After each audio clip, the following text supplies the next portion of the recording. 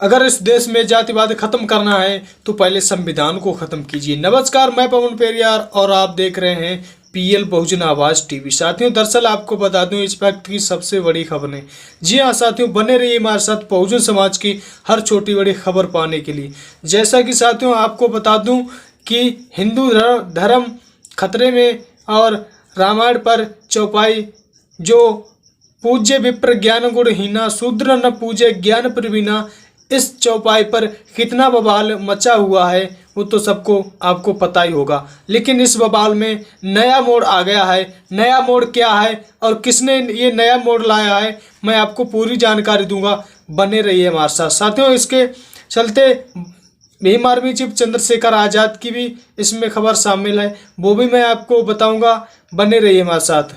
साथियों, जैसा कि आपको पता होगा कि जब से बिहार के मंत्री चंद्रशेखर राव ने रामायण के चौपाई पर अपनी प्रतिक्रिया देते हुए उसे पढ़ा और लोगों के बीच में रखा, तब से लोग जागरूक हुए। ये टिप्पणी चलने लगी, सोशल मीडिया पर खूब वायरल हुई तेजी से। लेकिन अलग अलग नेताओं ने अपनी अलग अलग प्रतिक्रिया दी, अपनी अलग अलग राय रखी। उस पर स्वामी प्रसाद मौर्य ने अपनी राय रखी, बसपा सुप्रीमो मायावती ने अपनी राय रखी, भीम आर्मी चीफ चंद्रशेखर आज़ाद जी ने अपनी राय रखी, तमाम नेताओं ने अपनी राय रखी। अखिलेश यादव ने भी रामचरित मानस की चौपाई पर अपनी राय रखी। लेकिन अब सपा पार्टी से एक रोली तिवारी नाम से जाने जाने वाली महिला है, वो संविधान को खत्म करने की बात करती हैं।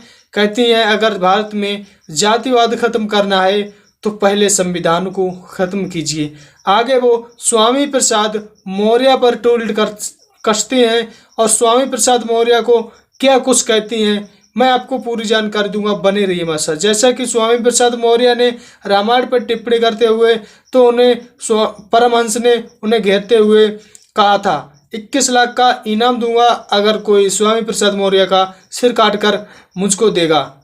अब रोली तिवारी, ये इतनी जातिवादी महिला है, ये डॉक्टर रोली तिवारी, पंडित मिश्रा तीनों लगाकर चलती है। ये क्या स्वामी प्रसाद मौर्य पर कहती है, क्या कुछ ट्वीट करती है, मैं आपको पूरी जानकारी दूंगा। चलिए चलते हैं खबर की तरफ।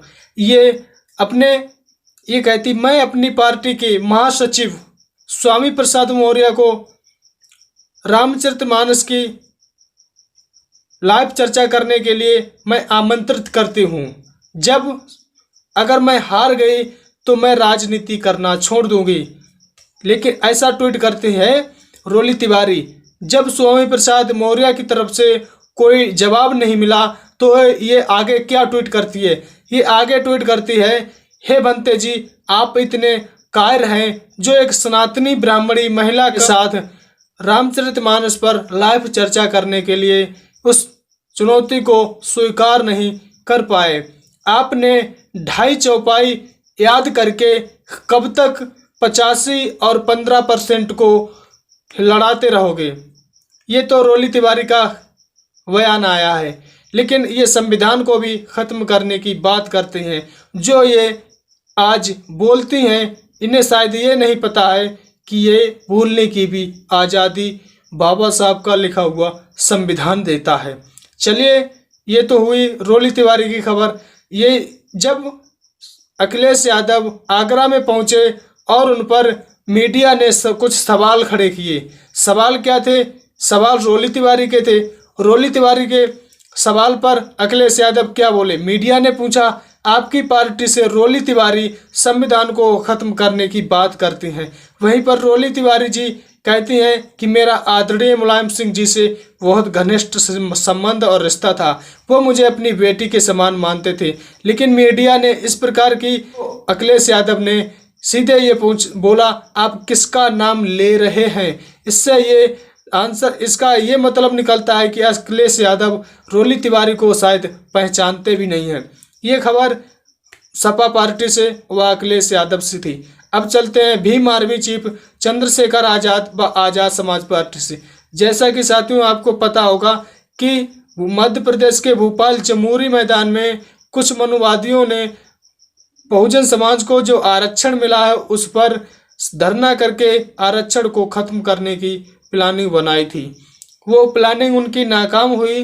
अब भीम आर्मी चीफ चंद्रशेखर आजाद ने 12 फरवरी को वहां पर जाने के लिए पूरे भारत में घूम घूम कर लोगों को जगाकर 12 फरवरी को वहां पर भोपाल के जमहूरी मैदान में बुलाने का प्रयास किया और आरक्षण विरोधियों को ईंट का जवाब पत्थर से देने का काम करने के लिए 12 फरवरी को भोपाल चलो अभियान चलाया। वहाँ भोपाल चलो अभियान चलाया गया है। हजारों कार्यकर्ता भीम आर्मी के वहां पर पहुंचेंगे। पैदल मार्च करके हजारों करोड़ों की संख्या में भोपाल मध्य प्रदेश जमहूरी मैदान में पहुंच रहे हैं। लोग पैदल मार्च करके अपने बच्चों को भी साथ लेकर पहुंच रहे हैं। वहीं पर भीम आर्मी चीफ चंद्रशेखर आजाद को परमिशन मिल गई है। इस परमिशन को मिल से इनकार भी किया गया था, लेकिन भीम आर्मी के कुछ कार्यकर्ताओं ने यह भी कहा अगर मेरे को परमिशन नहीं दी जाएगी तो मैं 2 अप्रैल 2018 जैसा आंदोलन करूंगा, फिर चाहे कुछ भी हो जाए। इस प्रकार की भीम आर्मी के कार्यकर्ताओं ने अपनी राय रखी तो सरकार को परमिशन मजबूरन देनी पड़ी। लेकिन ये कुछ मीडिया पर टोल्ड कि भोपाल मध्य प्रदेश जाने की ट्रेनें रद्द कर दी गई हैं। ये आरक्षण विरोधियों के समर्थन में चलाई जा रही हैं। आरक्षण विरोधी चला रहे हैं ये आरक्षण विरोधी ये वीडियो चला रहे हैं या मीडिया पर ये चर्चा चला रहे हैं कि मध्य प्रदेश भोपाल 12 फरवरी जाने की ट्रेनें सारी रद्द कर दी गई। लेकिन मध्य प्रदेश भोपाल 12 फरवरी को जाने के लिए कोई सीट कोई भी ट्रेनों पर सीटें खाली नहीं है। मैं सभी साथियों से कहना चाहता हूं कि एक साथी की जगह पर 2-3 साथी वहां पर पहुंचकर खड़े होकर किसी न किसी प्रकार से मध्य प्रदेश के भोपाल में 12 फरवरी को पहुंचकर ईंट का जवाब पत्थर से देने का काम मनुवादी विचारधारा के लोगों का किया जाना चाहिए। सभी साथियों से निवेदन है कि इन दोनों खबरों पर आपकी क्या प्रतिक्रिया है, अपनी महत्वपूर्ण प्रतिक्रिया जरूर जोड़ दीजिए। मिलते हैं अगली खबर में, तब तक के लिए धन्यवाद। जय भीम, जय भारत, जय संविधान।